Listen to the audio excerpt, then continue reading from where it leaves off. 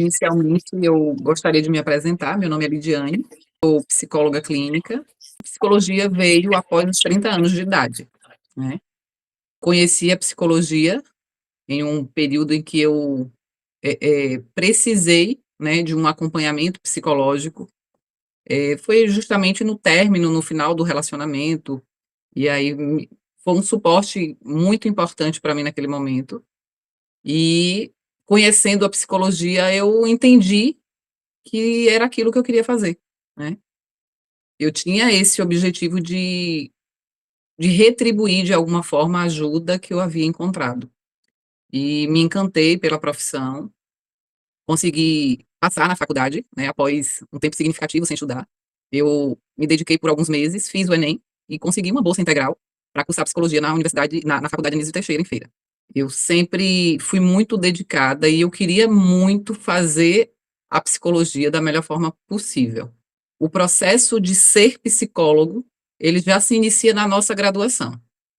A nossa postura acadêmica, ela interfere muito no profissional que nós nos tornamos. Durante a graduação, eu participei de grupos de estudo, preceptorias, grupos de pesquisa, e isso é muito importante no nosso processo de construção. Criei um estudo que foi premiado, e isso me trouxe muita visibilidade na instituição. Já iniciei uma pós-graduação no finalzinho do curso. Na graduação, tinha muita vontade, né, de trabalhar com crianças com autismo, e em Serrinha não tinha nada, nenhuma clínica, nenhum espaço, nenhum trabalho voltado a esse público. Então eu enxerguei, além de uma área, né, que tinha muito potencial e poderia vir a dar certo, por não ter nada, nem em Serrinha nem na região, voltada exclusivamente a esse público, como também tinha um desejo de trazer e promover qualidade de vida e oportunidades e possibilidades, né, a essas famílias que não tinham acesso a esse trabalho. A partir disso, eu decidi abrir o meu espaço, né, com esse viés voltado a transtornos de neurodesenvolvimento de uma forma geral,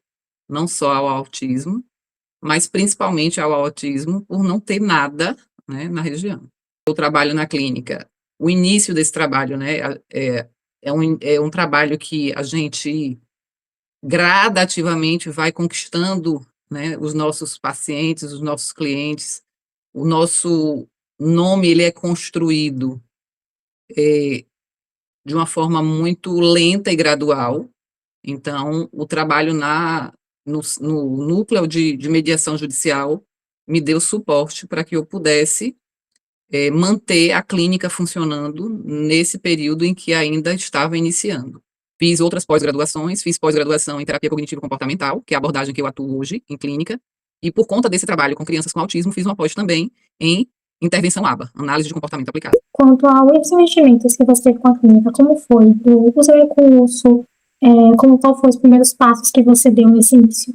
Saí da graduação, não tinha uma reserva financeira, conversei com um tio meu, né, falei sobre a possibilidade desse mercado, desse início de negócio dar certo, e ele abraçou o projeto comigo. Peguei um empréstimo com um irmão meu, para entrar com a minha parte no negócio, e esse tio entrou com a outra metade, e nós, abrimos a clínica dessa forma. Hoje em dia você atua com quais serviços, com quantos profissionais dentro dessa clínica, como você organiza o seu negócio hoje em dia?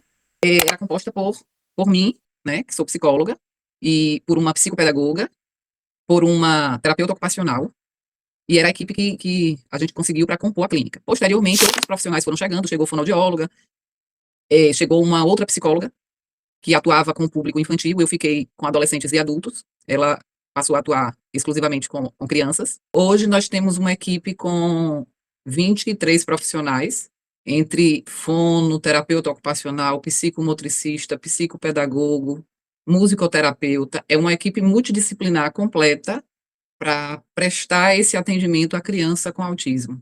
Crianças com transtornos de neurodesenvolvimento, mas a nossa demanda maior, 90% da nossa demanda hoje é de crianças e adolescentes com autismo.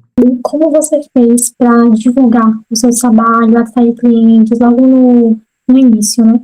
E como você continua atuando, pensando em estratégias hoje em dia? Hoje se utiliza muito rede social. Eu nunca fui a profissional blogueira, né? Não tenho esse perfil. Para mim, o início foi muito no boca a boca. Serrinha é uma cidade pequena, muitas pessoas se conhecem, diferente de grandes centros. Eu comecei com 2 pacientes na clínica, por indicações de pessoas conhecidas, né? E fazendo um bom trabalho, esses pacientes passaram a me indicar a outras pessoas. Hoje eu tenho uma agenda que tenho lista de espera, não tenho horário disponível. E o meu trabalho sempre foi dentro dessa perspectiva mesmo de fazer um bom atendimento, de oferecer um bom trabalho e que o meu trabalho refletisse e trouxesse resultado aos pacientes. Ninguém quer estar pagando terapia porque não é um serviço barato, né? Ninguém quer estar pagando terapia para não ter retorno, não ter resultado. Diante disso, eu escolhi a abordagem, né, da terapia cognitivo-comportamental, considerada extremamente eficaz e com métodos científicos e com comprovação científica de eficácia para os transtornos mentais de uma forma geral. Então, eu escolhi a abordagem por ter esse respaldo científico. Nunca tive interesse por abordagens filosóficas. Quais foram os principais desafios que você passou durante esse processo? Desafios financeiros, ou então erros, obstáculos, e como você lidou e lida, O né? principal desafio que eu enfrentei foi a pandemia. Quando a pandemia se iniciou e nós precisamos fechar, né, a clínica, eu tinha apenas 1 ano de clínica aberta. A gente já estava com um volume de clientes significativo. Com a pandemia, né, a gente precisou fechar e ficamos mais de 2 meses fechado. Foi um desafio muito grande, porque as contas, aluguel, energia, funcionário, isso não tinha como a gente deixar de arcar com esse custo. Como o nosso trabalho, a gente só ganha pelo trabalho que a gente executa, se não estávamos executando, não estávamos oferecendo serviço, a gente não tinha remuneração. Foi o meu trabalho em Feira de Santana, no núcleo de mediação judicial, que me garantiu pagar as contas. Então, eu trabalhava em feira, e esse meu vínculo em feira garantiu conseguir pagar as contas nesse período que a clínica esteve fechada.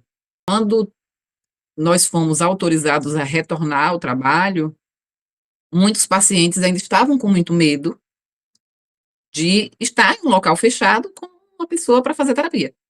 Então, assim, alguns aceitaram, tinham perfil para o atendimento remoto, foi autorizado esses atendimentos de forma remota, online.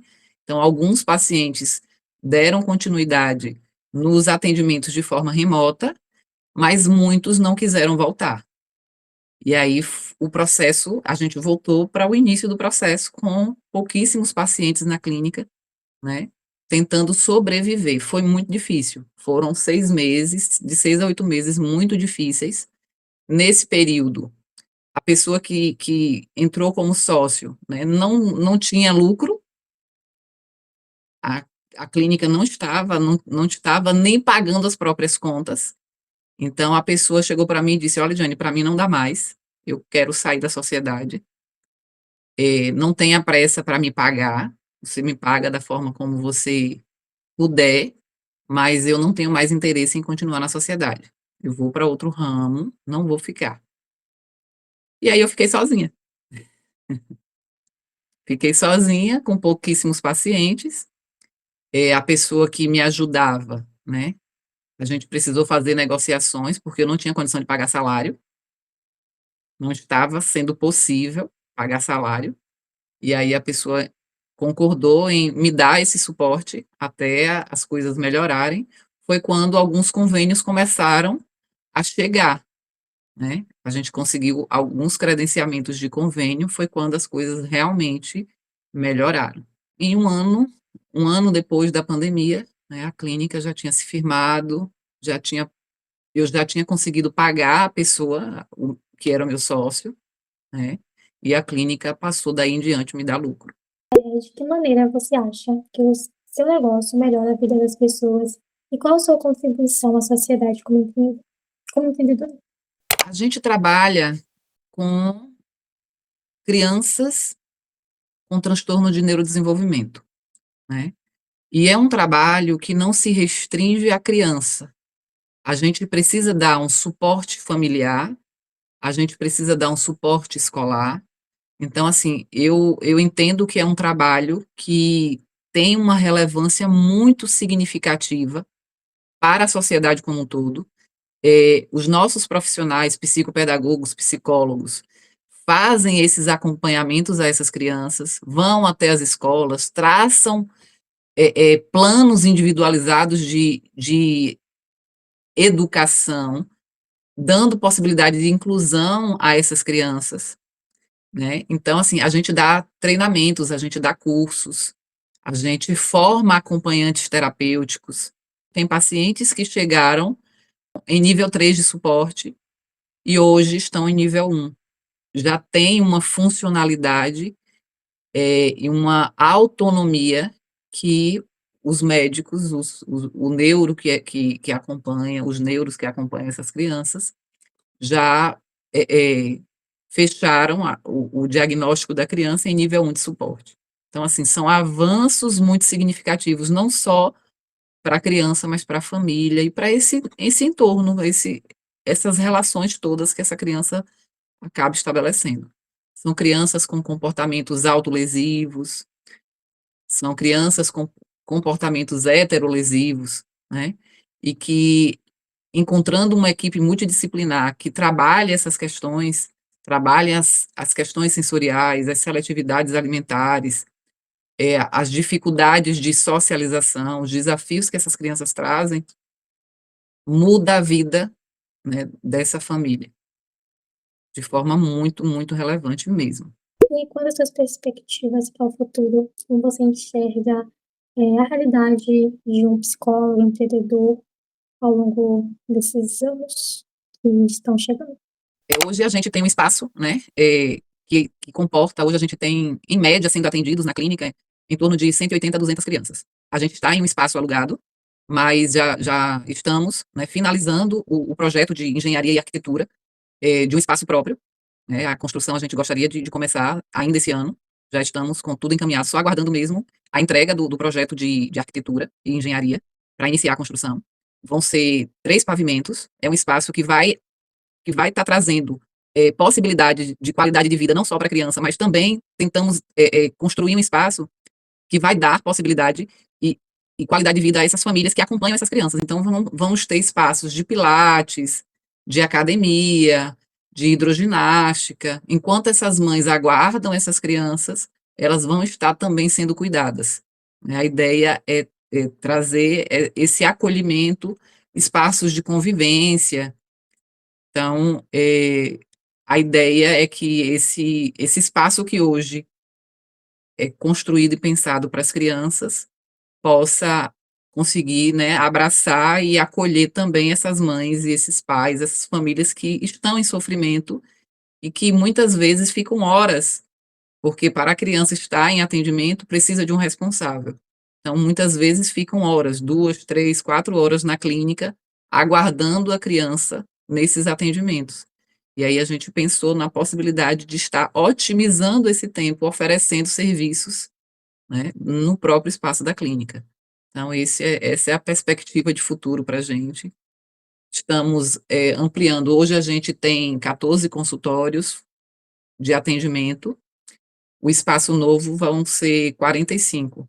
Então, a ideia é realmente dar mais qualidade de atendimento, né? A gente investe em cursos, em formações, a gente trabalha, os profissionais trabalham com estudo de caso, os atendimentos são integrados, né? Existe comunicação entre os profissionais para trazer uma real melhoria no quadro das crianças que a gente acompanha.